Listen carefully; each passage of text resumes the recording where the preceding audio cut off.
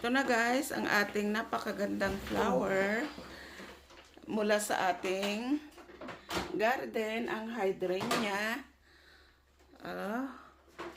Napakagandang pagmasdan, libre. Hindi na natin kailangan na bumili ng bulaklak. Diba guys? Napaka ayang pagmasdan. Welcome to my channel, Ningning ni Neneng.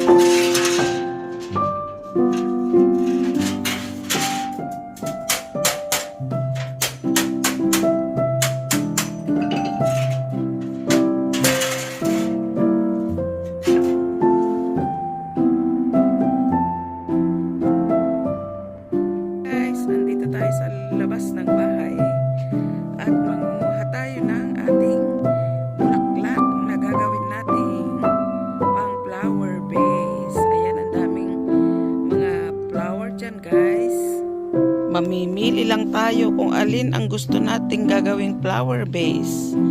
Ayan, ang gaganda no guys. Completos, recados.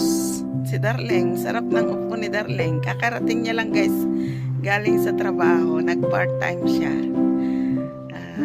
Ako naman guys, samahan nyo para kumuha ng ating mga bulaklak na gagawin nating pang flower base, libre. Hindi mo na kailangang bumili sa flower shop kasi abundant naman tayo ng mga flowers dito sa ating likod ng bahay. Ayan guys, as you can see. Pero ang kukunin natin guys, yung malalaking tangkay, yung hydrangeas. Tara na guys.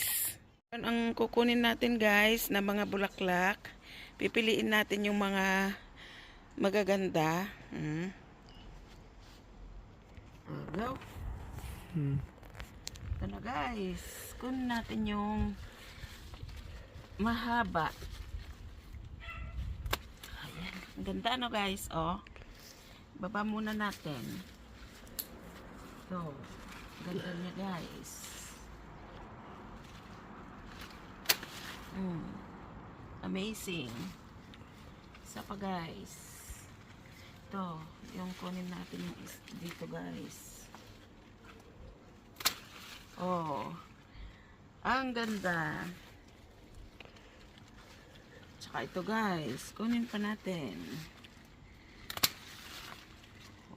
Okay na siguro yan guys, 4 lang.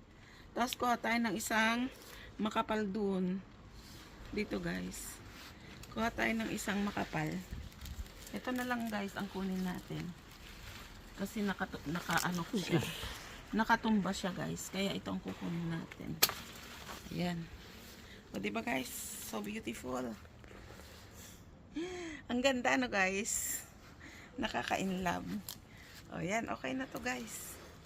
Tapos kukuha tayo ng pang ano natin guys. Yung panglagay natin na dahon niya. Ayan. Ayan guys. Ito na yung ating nakuhang flowers. Iaayos ko na to guys sa ating flower vase para mas magiging espesyal. Oh, yan na guys, oh. 'Di ba guys? Cut for a while, my love. Yung mga latapit na gagawin nating pangpaganda sa ating bulaklak. Yan. Guntingin na lang siguro natin guys. Kuha siguro tayo guys ng ano kahit ano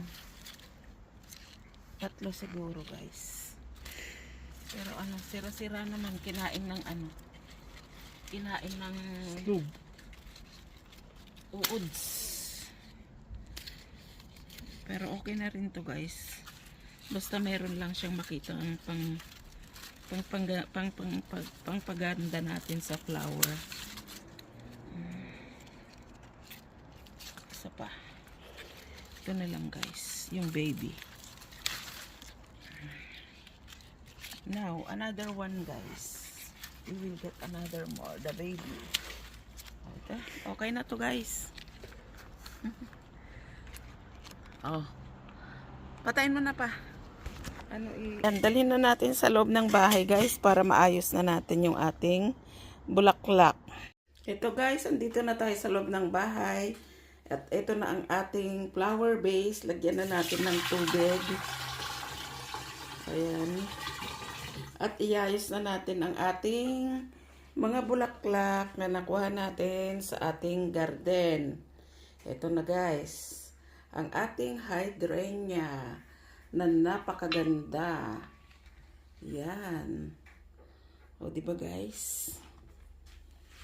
Isa-isahin natin na ilalagay dito sa ating flower vase. Ang napakasigla at napakagandang bulaklak ng hydrangeia guys. Oh. Na libre na napakaganda pa guys. Ayan, very blooming. So beautiful.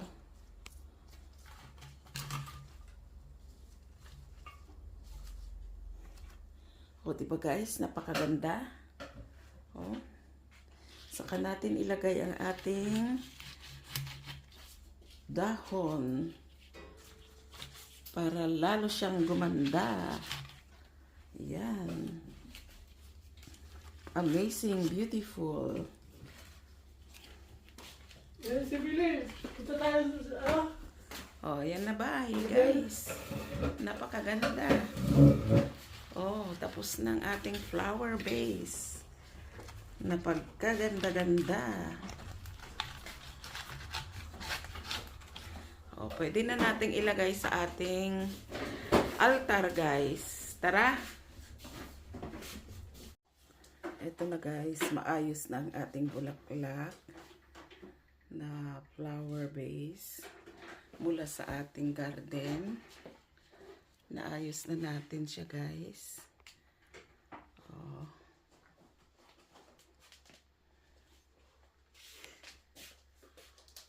So much guys for your love and support on this channel.